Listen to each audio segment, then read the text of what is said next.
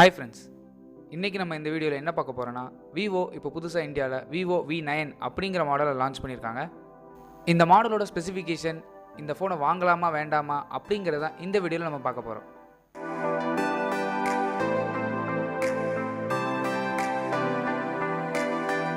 First நம்ம ஃபோனை பார்த்தோன்னே நம்ம கண்ணுக்கு தெரியுது அதோட டிசைன் தான். இந்த ஃபோன் டிசைன் பார்க்கும்போது பார்க்க கிளாஸ் ஃபினிஷ் மாதிரி இருக்குது, ஆனால் அது கிளாஸ் இல்லை, ஃபுல் அண்ட் ஃபுல் ஒரு பிளாஸ்டிக் பாடியில் தான் கொடுத்துருக்காங்க. இப்போ வர எல்லா ஃபோன்ஸ்லையுமே மெட்டல் பாடி டிசைன் தான் கொடுத்துட்ருக்காங்க, ஆனால் இன்னமும் இவங்க பிளாஸ்டிக் பாடியில் தான் பண்ணிகிட்டு இருக்காங்க.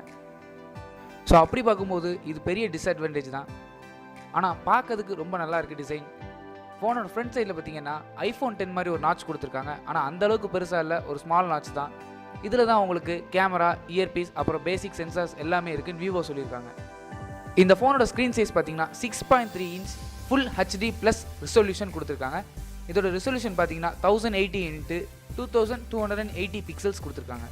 இந்த ஃபோனோட ஸ்க்ரீன் டு பாடி ரேஷியோ பார்த்தீங்கன்னா 19:9 அந்த ஆஸ்பெக்ட் ரேஷியோவில் கொடுத்துருக்காங்க. இது வரைக்கும் நம்ம பார்த்த எல்லா ஃபோன்ஸுமே 18:9 அந்த ஆஸ்பெக்ட் ரேஷியோவில் தான் கொடுத்துக்கிட்டு இருந்தாங்க. இப்போ ஃபோன் பார்த்தீங்கன்னா 19:9 அந்த ஆஸ்பெக்ட் ரேஷியோவில் கொடுத்தாங்க. அதே மாதிரி தான் விவோவும் இப்போ கொடுத்துருக்காங்க. இந்த ஃபோனில் யூஸ் பண்ணியிருக்க டிஸ்பிளே பார்த்தீங்கன்னா IPS LCD பேனல் யூஸ் பண்ணியிருக்காங்க. நெக்ஸ்ட் பார்த்தீங்கன்னா இந்த ஃபோனில் யூஸ் பண்ணிக்க ப்ராசஸர் பார்த்தீங்கன்னா Snapdragon 626 யூஸ் பண்ணியிருக்காங்க. இந்த ப்ராசஸர் ஒரு நல்ல ப்ராசஸர் தான். Snapdragon 625 கம்பேர் பண்ணும்போது இது ஒரு மைனர் அப்கிரேட் தான்.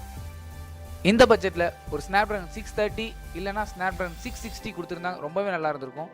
பட் மற்ற விவோ ஃபோன்ஸுக்கு கம்பேர் பண்ணும்போது இந்த ப்ராசஸர் ஓகே தான்.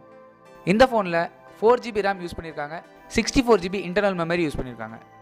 இந்த ஃபோனில் SD கார்டுக்கு தனியாக ஸ்லாட் கொடுத்துருக்காங்க, அது மூலமாக நீங்கள் எக்ஸ்டர்னல் மெமரி ஈஸியாக எக்ஸ்பேண்ட் பண்ணிக்கலாம். நெக்ஸ்ட் பார்த்தீங்கன்னா பேட்டரி, இந்த ஃபோனில் 3260 mAh கொடுத்துருக்காங்க. நெக்ஸ்ட் பார்த்தீங்கன்னா சாஃப்ட்வேர், இந்த ஃபோன் லேட்டஸ்ட் ஆண்ட்ராய்டு வெர்ஷன் 8.1 ஓரியோவில் ரன் ஆகுது. நெக்ஸ்ட் பார்த்தீங்கன்னா இந்த ஃபோனோட கேமரா, இந்த ஃபோனோட ரியர் கேமரா பார்த்தீங்கன்னா 16 மெகாபிக்சல் f2.0 அப்பச்சரில் கொடுத்துருக்காங்க. கூடவே ஒரு 5 மெகாபிக்சல் f2.4 அப்படிங்கிற அப்பச்சரில் கொடுத்துருக்காங்க. இந்த 5 மெகாபிக்சல் எதுக்குன்னா டெப்த் ஃபோக்கஸ் அப்படின்னு சொல்கிறாங்க. கூடவே ஒரு LED ஃப்ளாஷும் கொடுத்துருக்காங்க. இந்த கேமரா மூலமாக உங்களால் 4K வீடியோ ரெக்கார்டிங் எடுக்க முடியும். இந்த கேமராவில் ஒரு டிஸ்அட்வான்டேஜ் என்னென்னு பார்த்தீங்கன்னா OIS அப்புறம் EIS அப்படிங்கிற ஸ்டெபிலைசேஷன் எதுவுமே கொடுக்கல. இந்த OISனா என்ன, EISனா என்ன அப்படிங்கிற பற்றி தனியாக ஒரு வீடியோவே போட்டிருக்கோம். அந்த வீடியோ பார்க்கலாம், மறக்காமல் அந்த வீடியோ பாருங்கள்.